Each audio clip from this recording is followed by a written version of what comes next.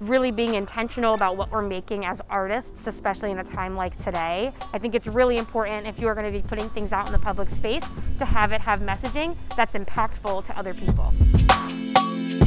The Village of Arts and Humanities is a neighborhood organization in the Fairhill-Hartrandt neighborhood. We are an organization that works at the intersection of art and social justice. We sit in the 19133 zip code. Is one of the highest incarceration rates in the city. It's very difficult to meet or engage with anyone in this neighborhood who has not been touched by incarceration in some way.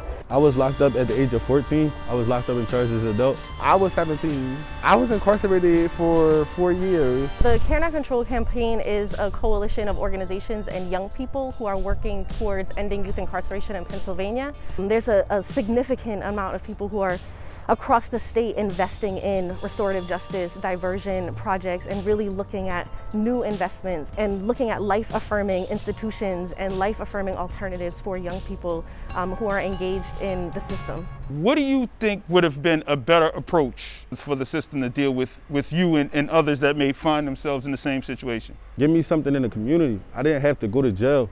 The United States of America locks up the most people in the world. So if we lock up the most people in the world, we'd be the safest community. We used to have the safest communities. I don't even feel safe walking out my front door.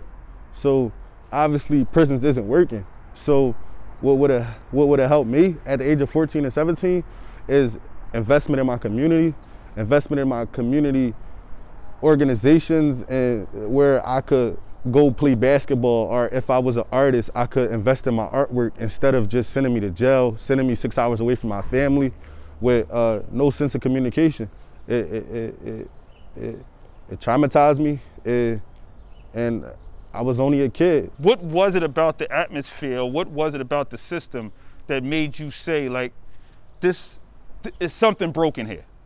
I would say the stories, and knowing people innocence, just like seeing like people locked up for like the littlest things, or like the fact that they were so young and they was telling me their sentences and like how they would never come home and things like that. I feel like they really touched me, and I feel like it's a part of why I do this. Thinking about a world that is not this world, to be honest, of how we're handling and how we're working with the youth in our community, and who are the people that are being targeted in this situation, and like how like there's systemic racism that's involved in all of this.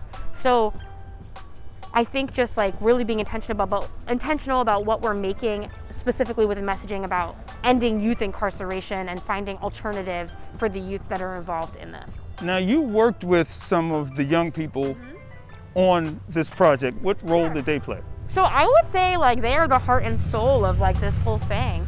So I had images sent of 5 different youth, and also a parent who works with them as well, whose like child is incarcerated, and the words accompanied on the poster are words from them.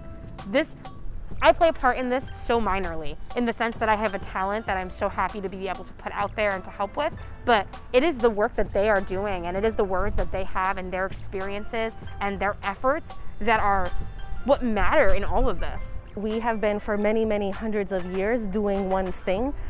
We have to be willing to reimagine, we have to be willing to pilot, we have to be willing to try and fail new things so that we can actually meet this vision where folks can be and show up as their full and authentic selves and create this vision for a world without incarceration. So I think it's a combination between using what we know is working and evidence-based initiatives that are working, like restorative justice, like diversion, but then also really investing in our community members to formalize a lot of the things that they're already doing that we don't necessarily always look to as community alternatives. If you stop using incarceration as a scare tactic and just locking up everybody, these kids will have mentors and dads and uncles and aunts and moms and grandmoms and anybody higher up that can teach them to not fall victim to the same stuff that we've been falling victim to for forever.